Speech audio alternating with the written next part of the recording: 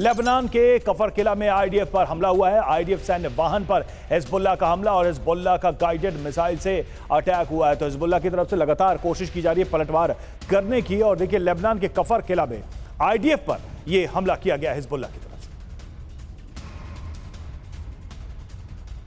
और इस बीच एक और बड़ी खबर वॉर जोन से मिल रही है। हिजबुल्लाह ने वॉर वीडियो भी जारी कर दिया है। हाइफा पर हमले का वीडियो जारी किया गया है। नसर एक मिसाइल से नेवी बेस पर अटैक हुआ है। ये देखिए, ये तस्वीरें आ गई हैं। रॉकेट से भी बेस को निशाना बनाया गया है। इस मिसाइल से नेवी बेस पर अटैक हुआ। वहीं साउथ लेबनान में विध्वंसक ग्राउंड ऑपरेशन, नजदीकी लड़ाई में मारा गया हिजबुल्लाह लड़ाका। हिजबुल्लाह के ठिकानों पर भारी फायरिंग हुई है। कई जगह पर आईडीएफ हिजबुल्लाह में आमने सामने की जंग। सुमित के पास चलेंगे। सुमित, जो बात यहां पर हो रही है, ईरान और अमेरिका के बीच अब क्या डायनेमिक्स रहेंगे? एक चीज है कि क्या ईरान गलती पे गलती किए जा रहा है इस पूरे टेंशन के एस्केलेट होने के साथ ही?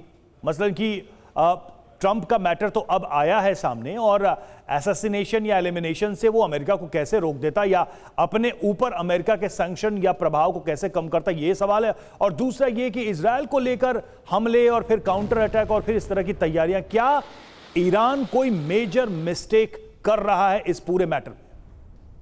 देखिए, मेजर मिस्टेक कर नहीं रहा, लेकिन बल्कि अमेरिका और इजराइल की जो स्ट्रैटेजीज है वो ईरान को घेरने की है। अगर आप देखें कि इस असैसिनेशन अटेम्प्ट में अमेरिका ये नहीं कहता कि उनके पूर्व राष्ट्रपति या फिर आपके राष्ट्रपति पर असैसिनेशन अटेम्प्ट, वो सीधे तौर पर कहता है कि हमारी नेशनल सिक्योरिटी से जुड़ा हुआ है, हमारी सुरक्षा से जुड़ा हुआ अटेम्प्ट है। हमारे देश में आके हमारे उस समय पूर्व राष्ट्रपति, आपके राष्ट्रपति पर अटैक करना सीधे हमारी सुरक्षा से जुड़ा हुआ मसला है। तो निश्चित तौर पर अमेरिका इसको देखिएगा, अब बहुत लंबे समय तक नहीं, बहुत छोटे समय में ही इसको बहुत एक्सीलरेट करेगा, इसको बहुत लंबे लेवल पर लेके जाएगा। एक प्रेशर होगा अमेरिका की तरफ से, दूसरा प्रेशर होगा इजराइल की तरफ से। इजराइल प्रेशर क्या कर रहा है? प्रॉक्सीज को। अगर आप देखें कि अभी कहा जा रहा है कि कतर पे एक नया कहा जा रहा है कि कतर के अंदर खासतौर पे जो हमास के लीडर्स हैं, ये हमास की प्रेजेंस है, उसको लेकर अमेरिका ने लगातार प्रेशर डालना शुरू कर दिया है। कतर को कहा है कि वो हमास के लीडर्स को वहां से बाहर निकाले, उनके खिलाफ कार्रवाई करे। तो निश्चित तौर पर ईरान के खिलाफ अब कार्रवाई, अगर आप देखिएगा कि सीधे तौर पर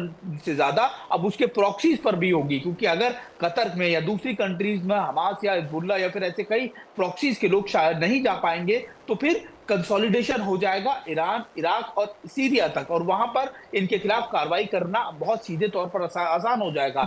अमेरिका की यह भी कोशिश होगी कि आईआरजीसी को सीधे तौर पर अब टारगेट करना। आईआरजीसी, आपने देखा कि कासिम सुलेमानी की हमने बात देखी, जिसको लेकर ये अटैक किए गए डोनाल्ड ट्रंप पर।